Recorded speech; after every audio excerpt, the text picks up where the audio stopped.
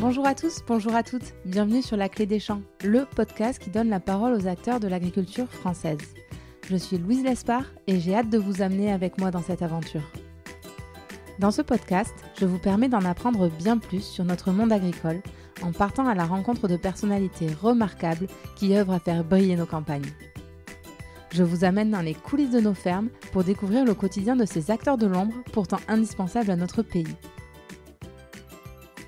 Aujourd'hui, j'ai le plaisir de me rendre au domaine de production de l'huile d'olive Castellas, au village des Baux en Provence, entre Arles et Avignon, pour rencontrer Émilie Hugues. À la grande surprise de ses parents, Émilie a fait un jour le choix de quitter le monde de la communication parisienne pour retrouver sa terre natale et reprendre le domaine familial. Émilie, c'est la passion, le sourire et le partage. Elle nous raconte avec plaisir son parcours, le fonctionnement du moulin et tout ce qu'il faut savoir pour bien choisir son huile d'olive dans les rayons. J'ai passé une matinée délicieuse au son des cigales et au milieu des champs d'oliviers. J'espère que vous pourrez vous aussi en profiter à travers cet épisode. Mais avant de commencer, petit aparté. Si vous avez un iPhone et que le podcast vous plaît, n'oubliez pas de mettre une note 5 étoiles, ça m'aide énormément pour faire connaître le podcast. Merci et bonne écoute.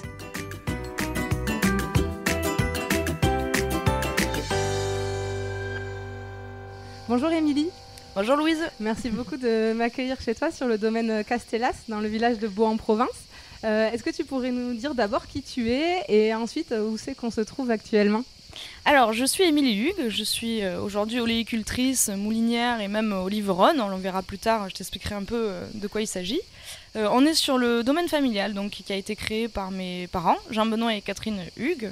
Et on est autour du château des Baux de Provence, au moulin familial. Un cadre magnifique en plein cœur des Alpilles. Et donc là, effectivement, on est sur le moulin, avec vue sur le moulin et sur les champs d'oliviers. C'est vraiment magnifique.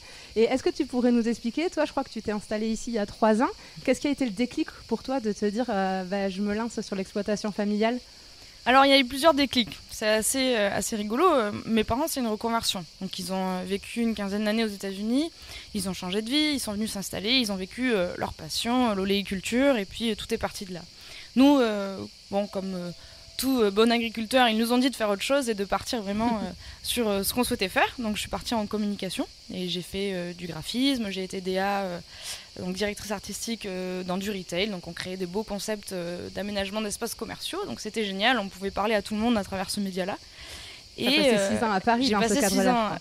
J'ai passé 6 ans à Paris, je me suis éclatée, mais il y avait quand même cet appel à la terre. Donc je m'étais toujours dit, j'y reviendrai. Mais voilà, j'ai d'autres choses à faire avant, un peu sur l'exemple de ses parents, quoi. Mais je pensais que j'y reviendrai dans 15 ans, dans 20 ans. Et en fait, j'ai eu une opportunité de com dans le coin, donc je suis rentrée dans le sud. Puis cette opportunité-là, elle n'a pas fonctionné. Elle ne me correspondait pas, et puis je comprenais pas trop. Moi, ce qui m'intéressait dans la com, c'était vraiment ce côté curieux. Tu changes de métier à chaque fois que tu changes de client. Et puis je parlais avec mon cousin, je lui disais, donc mon cousin qui est vigneron, qui a été, lui, pour le coup, vraiment élevé dans le côté, les vignerons sont vignerons et les enfants reprennent. Donc par chance, il a adoré, donc il n'a pas été dans un carcan, au contraire. Mais on discutait un soir ensemble, et je lui disais, j'aimerais être dans le fruitier, j'aimerais être dans la fleur, et puis jamais ça m'était venu à l'esprit de reprendre, puisqu'on nous avait toujours élevé à faire autre chose. Puis il me dit, mais t'es bien bête, franchement Émilie, tu as un domaine incroyable, tes parents ont un domaine incroyable, qu'est-ce que t'attends, on reprend. Je dis, mais ouais, mais je suis seule, il n'y a pas mon frère, c'est compliqué, c'est dur, puis je suis une nana, et mais qu'est-ce qu'on s'en fout, fonce.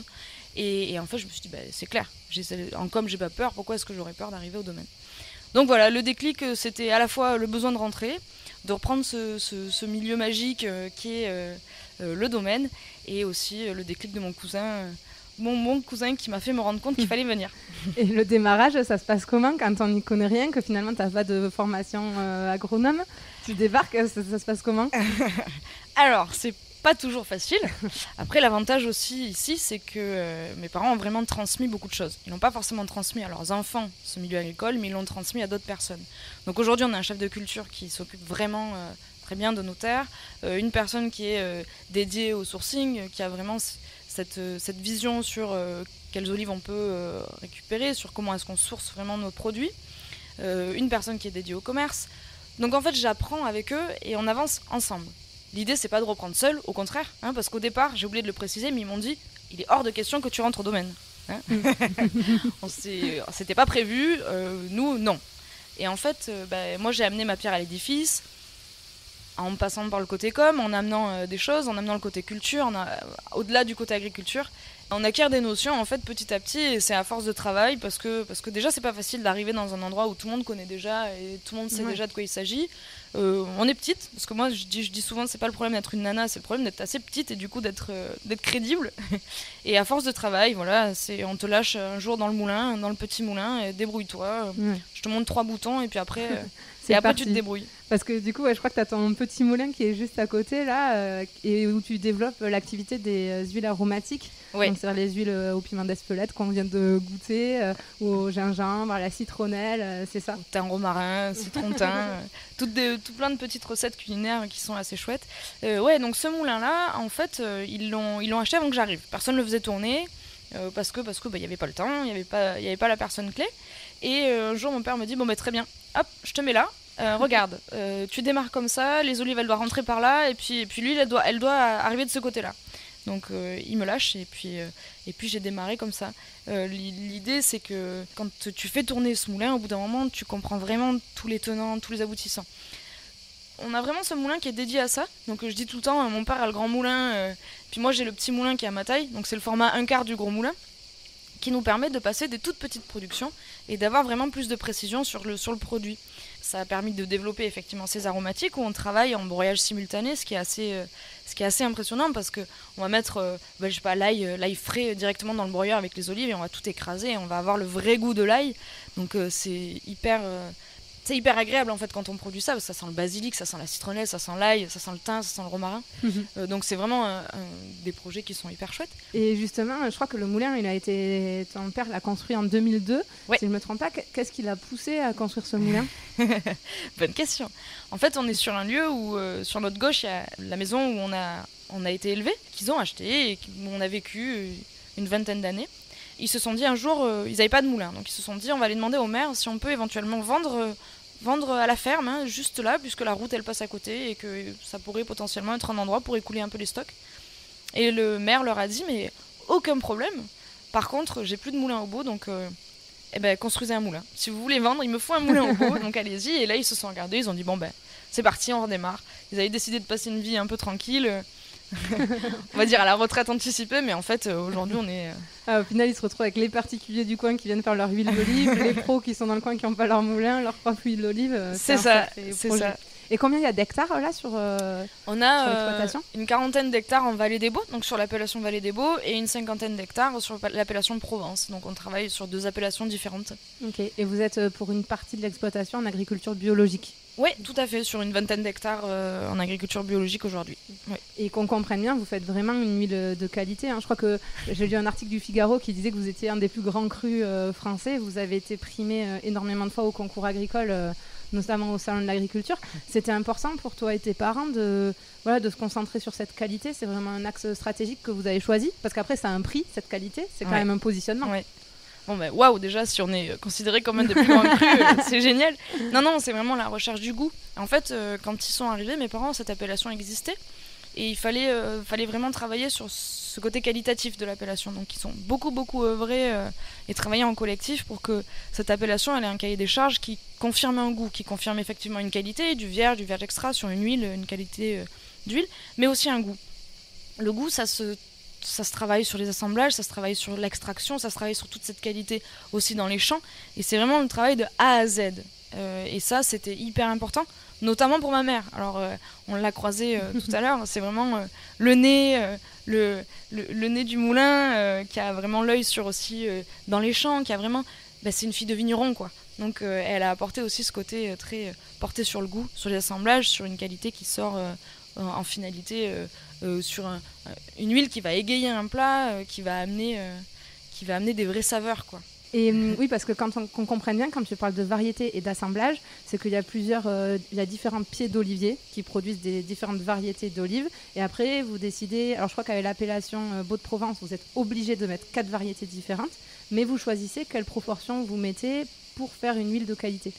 Oui, donc effectivement, c'est comme le vin, chaque variété, c'est un peu comme les cépages, chaque cépage va amener certains arômes, et là c'est pareil. Les variétés d'olives, elles ont chacune leur particularité, leur personnalité, qui vont amener différents caractères aux huiles. On en a une qui va amener peut-être le côté très feuille de tomate, pamplemousse, une autre qui va amener plus le côté artichaut cru, une autre herbe coupée. Et tous ces arômes-là sont référencés en appellation. Et quand vous mettez une huile d'olive en marché sous le nom de l'appellation Vallée des Baux de Provence, elles sont toutes dégustées à l'aveugle et vous devez avoir au moins 2 des arômes typiques de cette liste pour faire partie de l'appellation. C'est pour ça que je disais que c'est aussi une appellation vraiment de goût, où on est sur un travail de typicité, de goût assez spécifique. Alors chacun a son caractère, hein. Ça n'empêche pas la diversité dans l'appellation. En revanche, on est vraiment sur une typicité globale, sur les fruités verts et les fruités noirs qu'on a pu goûter tout à l'heure. Ok, super. Bon, mais merci beaucoup. Je te propose qu'on aille poursuivre à l'intérieur pour que tu nous en dises plus encore sur l'huile d'olive. Allez, c'est parti.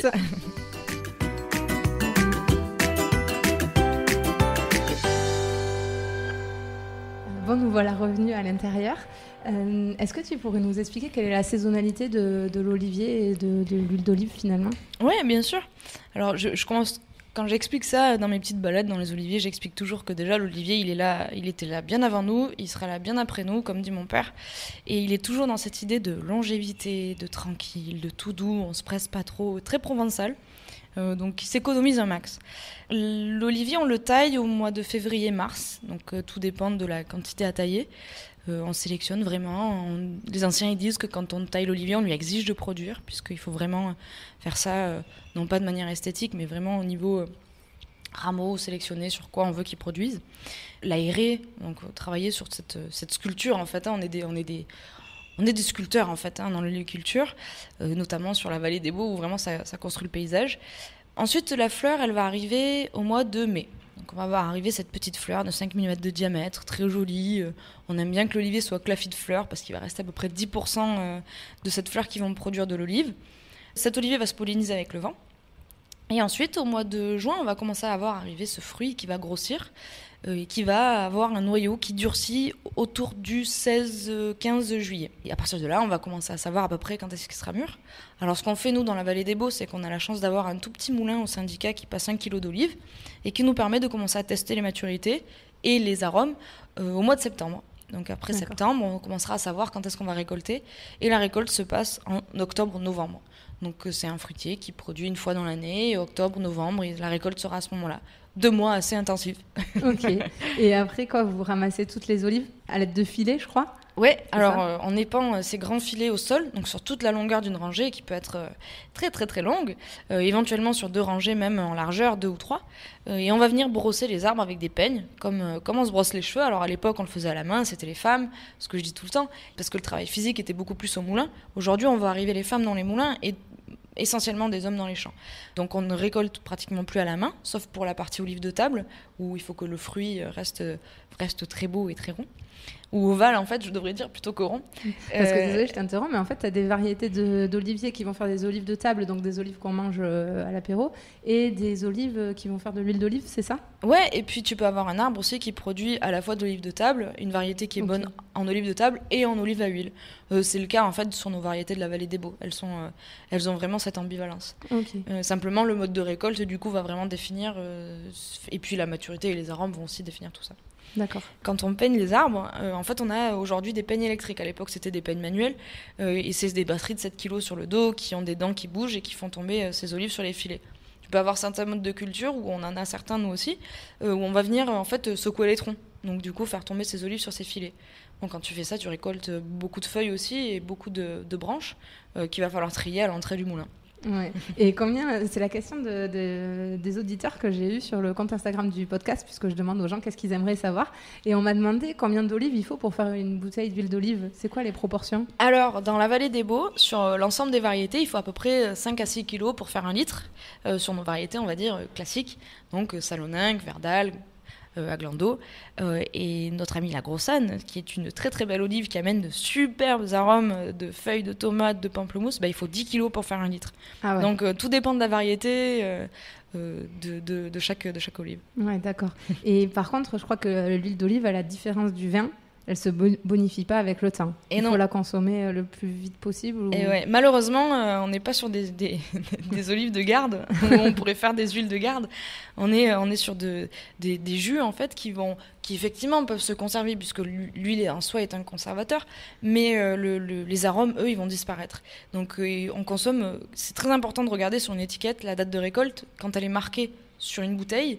Et en général, c'est octobre N-1 puisqu'on met en bouteille à partir de novembre, décembre, la récolte d'octobre qu'on va consommer sur l'année suivante.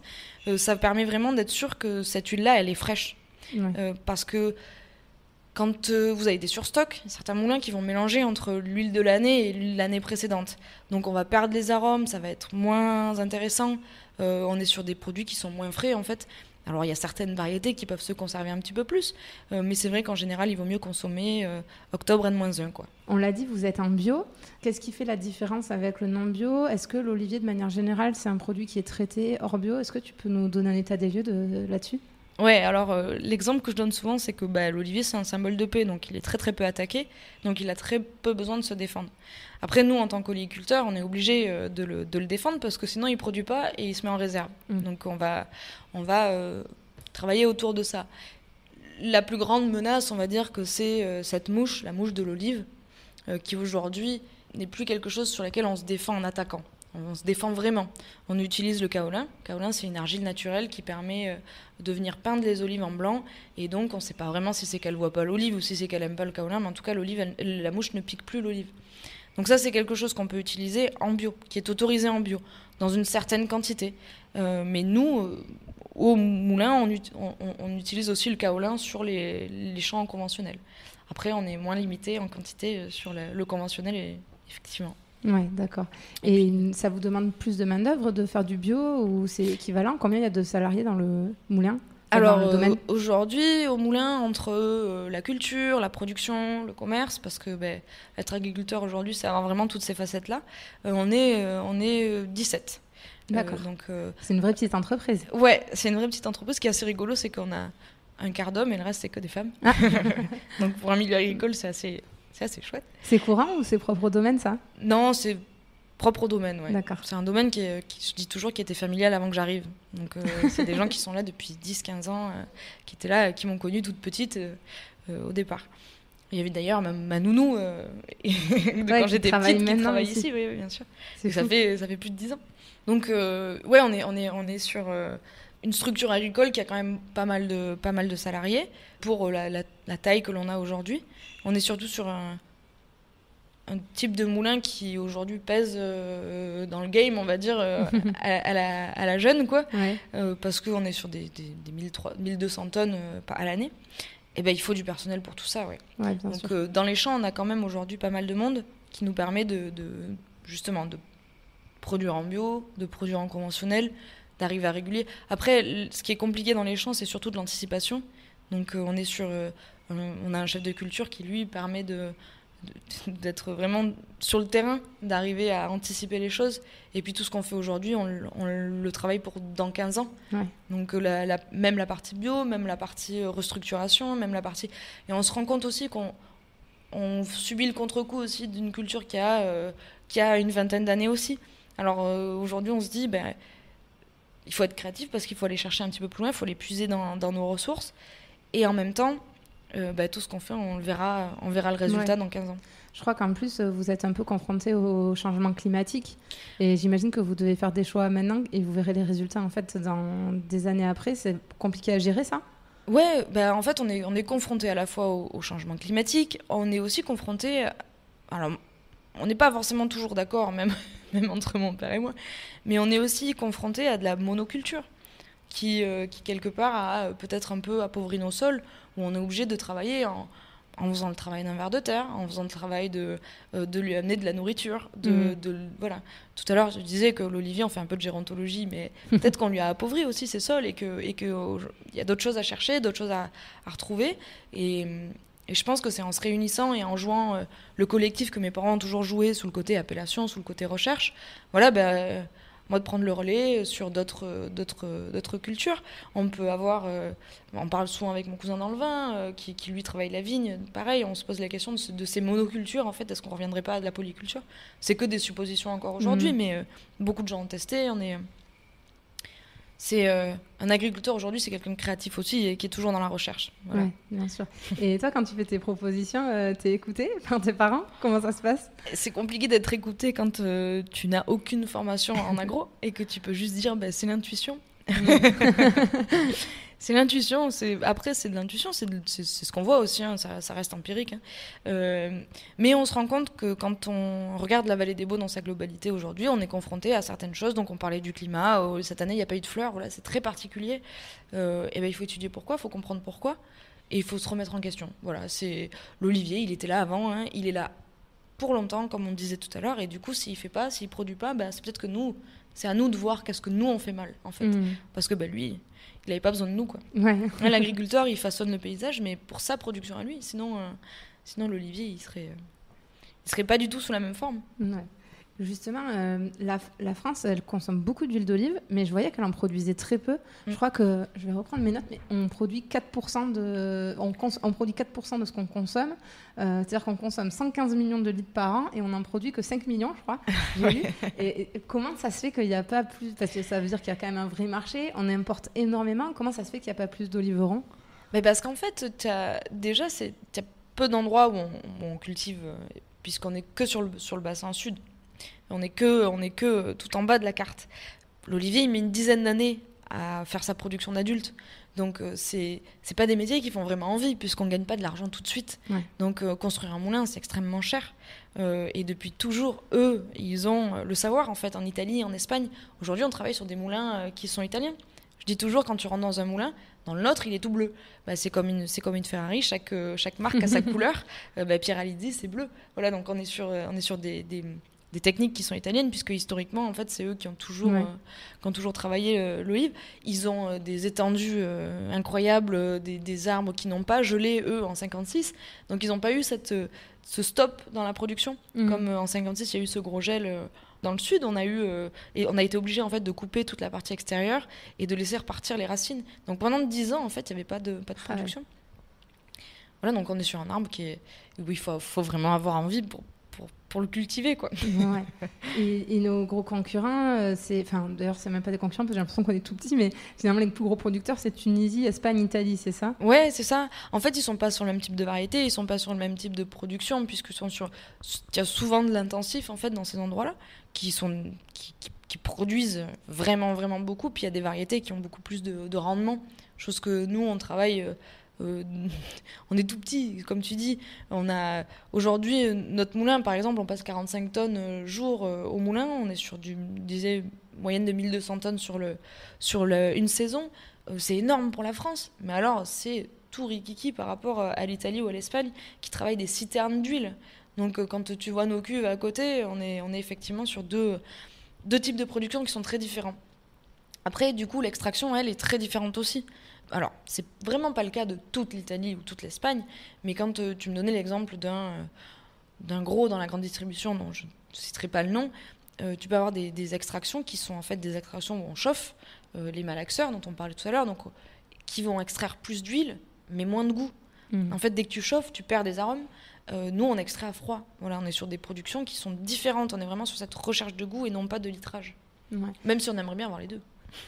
Ça m'amène à la minute économie du podcast. Votre huile, je crois qu'en moyenne, vous la vendez 29 € le litre.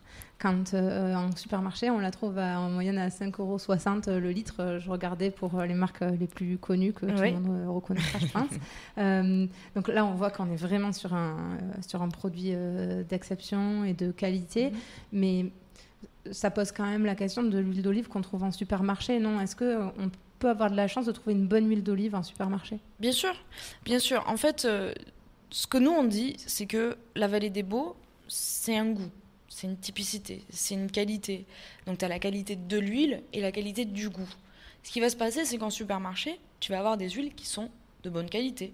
Tu vas avoir des huiles vierges extra, par exemple, avec lesquelles tu pourras très bien cuisiner. Vierge extra, ça veut dire qu'il n'y a que de l'huile d'olive dedans? Alors, vierge extra, ça veut dire qu'elles ont une qualité physico-chimique qui est de bonne qualité, qui est jugée vierge extra.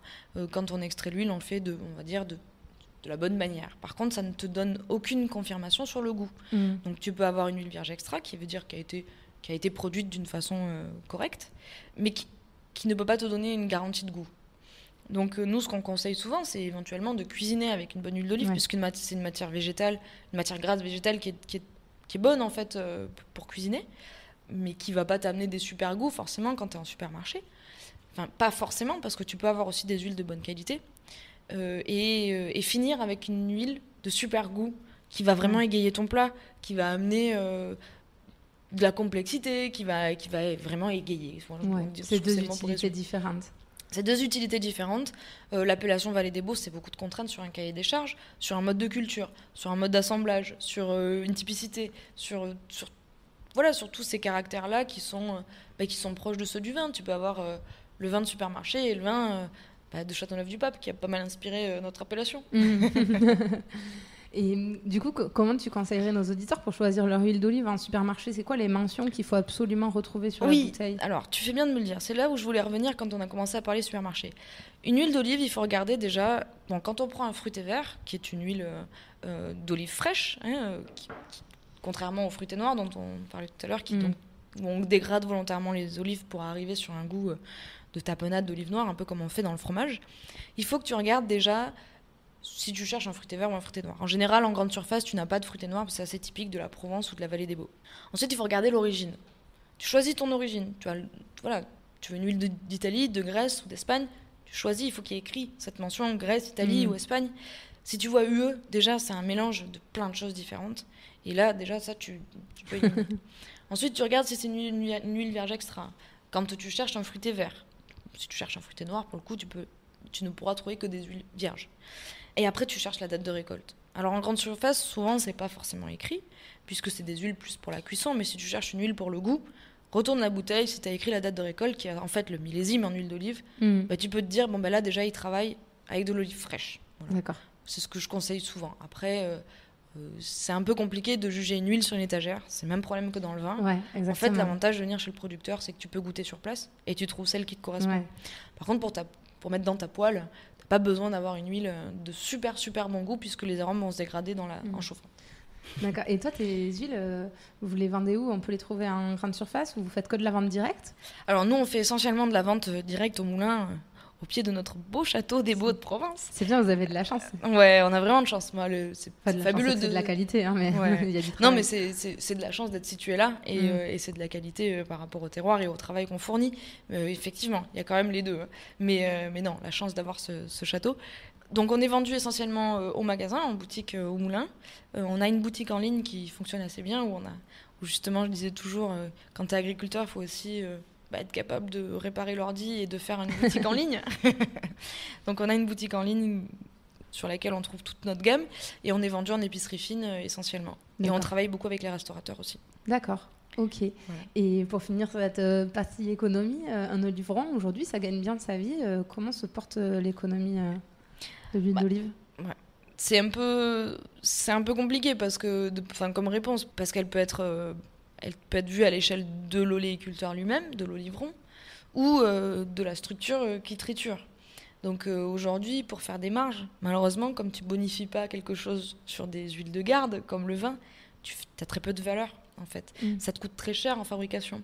Donc le travail aujourd'hui, c'est vraiment d'arriver à amoindrir les coûts de fabrication pour se permettre d'en sortir un petit peu mieux. Et c'est ce que, si tu veux, quand mes parents m'ont dit, mais non, tu ne viens pas au moulin... On n'a pas créé une structure qui est là pour être pérenne, enfin, pas dans le sens pérenne, mais on n'était pas là pour gagner de l'argent. Par contre, toi, il faut quand même que tu vives, il faut que tu aies un avenir. Donc, fais autre chose. Et en fait, non. On peut arriver à vivre de peu. Mais non, pour répondre à ta question, un olivron, aujourd'hui, il ne gagne pas énormément. Je veux dire, on s'en sort très bien. Tu peux t'en sortir sans aucun problème, mais il ne faut pas avoir des vues sur un château, hein, ça c'est sûr. Ouais. Mais c'est tellement plaisant ce qu'on fait, et puis c'est tellement... ça te nourrit tellement, si tu veux, que... Ouais, c'est vraiment un métier de passion. Et toi, tu as fait le choix de cette passion et de la qualité de vie, finalement. La qualité de vie, elle va avec. Ça, c'est clair. C'est clair. Tu as un retour sur investissement en parlant économie. Non, il y a une qualité de vie qui est assez incroyable. T'es tout le temps dehors. Enfin, je veux dire, moi, j'ai mon petit chien Olive qui est sans arrêt avec moi. Je veux dire, ça, je l'avais pas. C'est pas appelé comme ça par hasard, celui-là. C'était l'année du haut, j'étais obligée. Donc ça fait 3 ans là que tu travailles maintenant ici.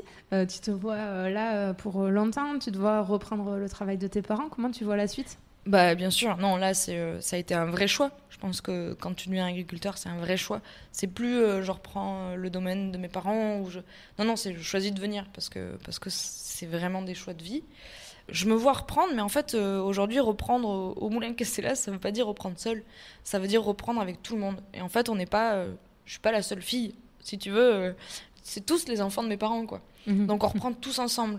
On a, je m'appelle Hugues, et Hugues, donc c'est moi qu'on voit, mais en fait il y a tout le monde. Il y a Laurie, il y a Mélanie, il y a Baptiste, voilà, il y a tout le monde, il y a Anthony qui fait le moulin, enfin, on a José, et là je veux pas citer tout le monde parce que sinon je vais avoir des jaloux. mais c'est vraiment, chacun amène sa patte, chacun amène son pôle en fait. On a vraiment on a réussi à structurer aussi l'ensemble. Alors, on pourrait appeler ça un comité de direction, mais c'est des termes un peu trop cloisonnés pour la PME familiale qu'on est. Mais il y a vraiment des pôles, des entités qui rapportent un petit peu ce qu'ils font dans chaque domaine, et on communique tous ensemble et on travaille tous ensemble autour de ça.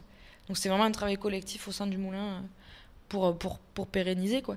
Et moi, ce que je vais pouvoir apporter, qui n'existait pas avant que j'arrive, et donc au lieu de tout chambouler, c'est plutôt on amène sa pierre au lieu de se mettre au-dessus en disant je vais tout diriger. Non, il est hors de question, puis c'est pas du tout mon caractère. Bon, ça a fait un petit peu peur au début, mais non, on s'est vite rendu compte qu'elle est pas si grande et ça va. C'est plutôt d'amener ce côté culture sur le milieu agriculture, quoi.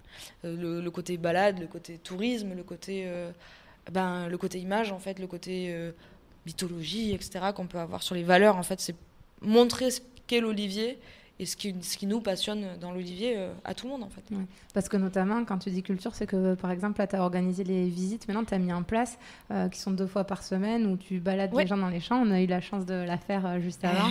Et ça, c'est toi qui l'as créé de toutes pièces et qui a apporté ta patte là-dessus. Ouais. Bah, en fait, c'est que quand je suis revenue au moulin, moi, j'ai revu le jardin dans lequel je jouais quand j'étais petite, qui était devenu un parking, le champ derrière où on allait avec mon autre chien qui s'appelait Verdal, du coup, parce que c'est une variété d'olive.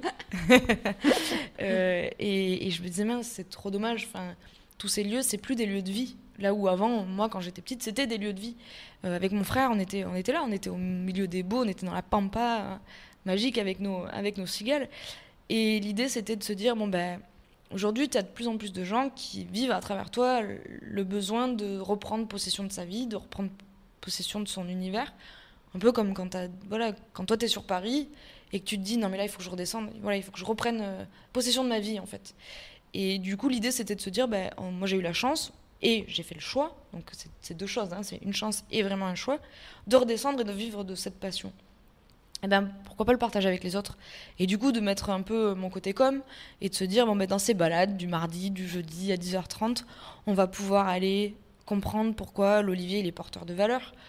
Pourquoi est-ce qu'on a cet engouement quand on vient en Provence, il faut goûter de l'huile d'olive. Il faut venir, il faut voir. On raconte que Hercule, son marteau était fait en bois d'olivier, etc.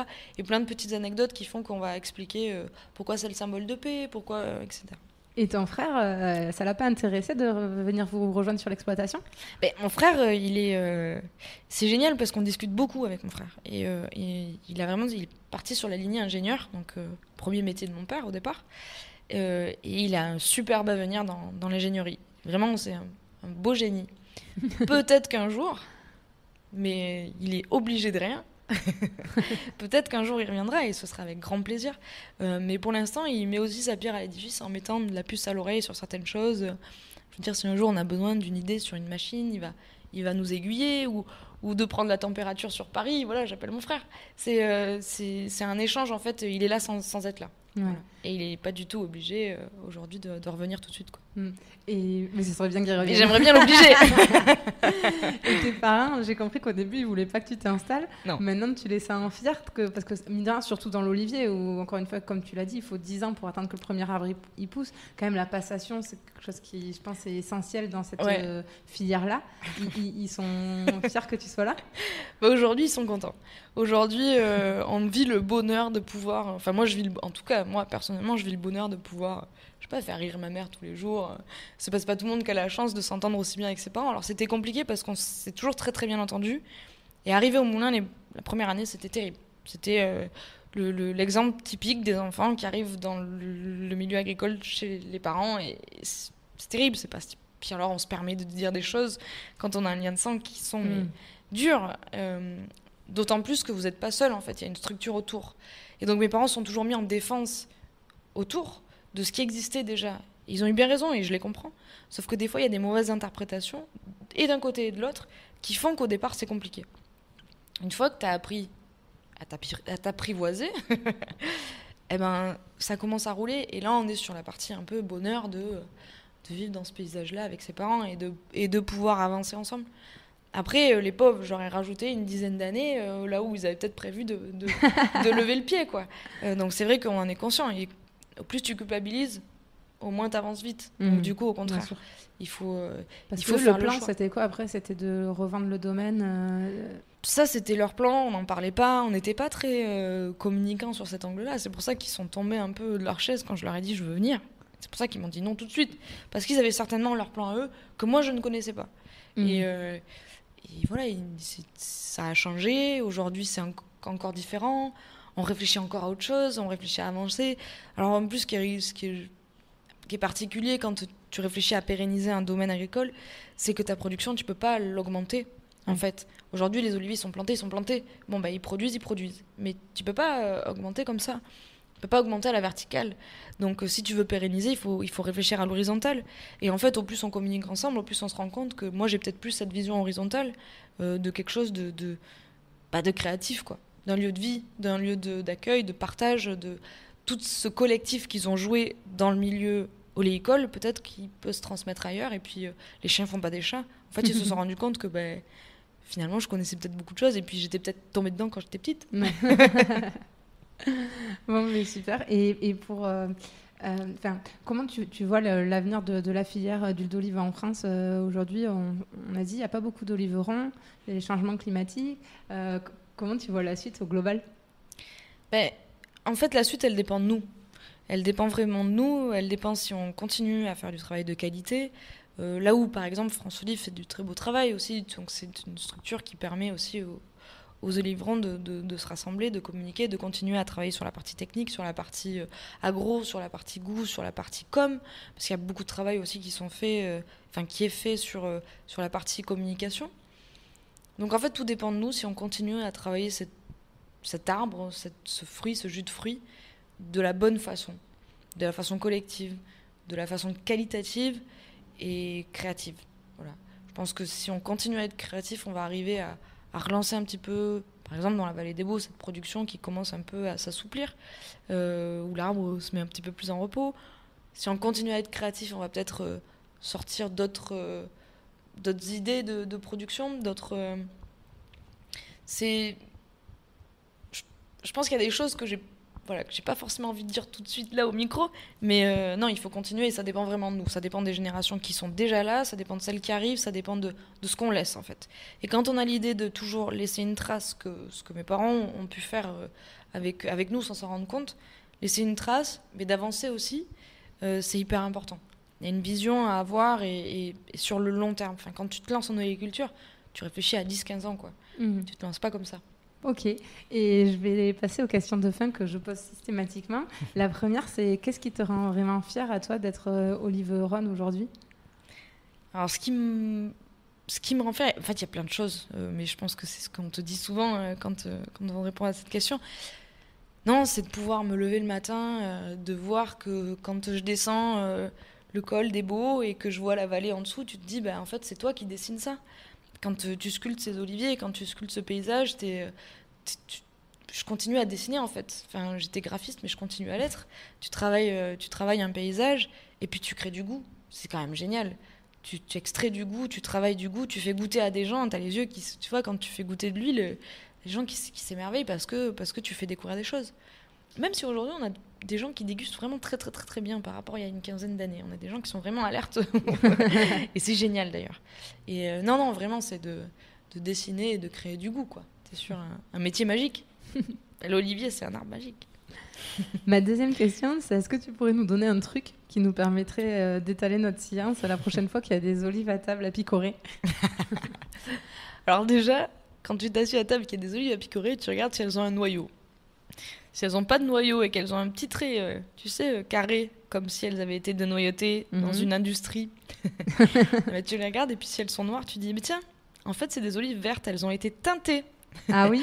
Parce que dans les olives dénoyautées, dans ces jolis pots en conserve qu'on a dans les grandes surfaces, en fait, c'est souvent des olives qui sont colorées. Tiens, c'est incroyable. Contrairement à normalement une olive noire qui est noire, cueillie noire sur l'arbre. Tu as différentes maturités, tu as différentes variétés.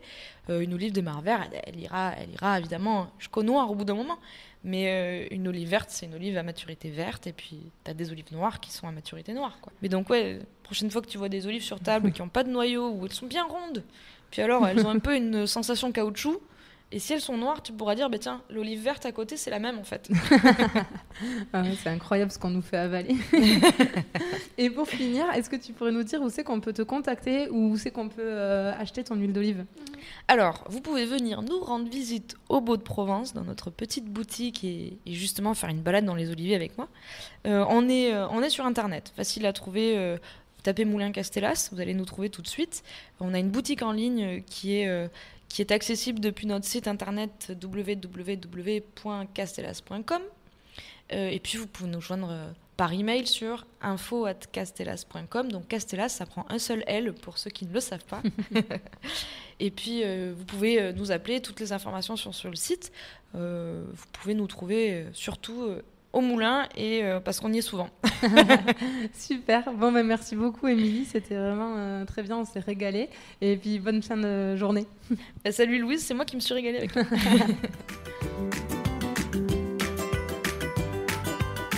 J'espère que cet épisode vous aura plu. Si c'est le cas, n'hésitez pas à laisser une note 5 étoiles ou à en parler autour de vous. Ça m'aiderait énormément pour faire connaître le podcast. Merci beaucoup et à bientôt pour prendre ensemble la clé des champs.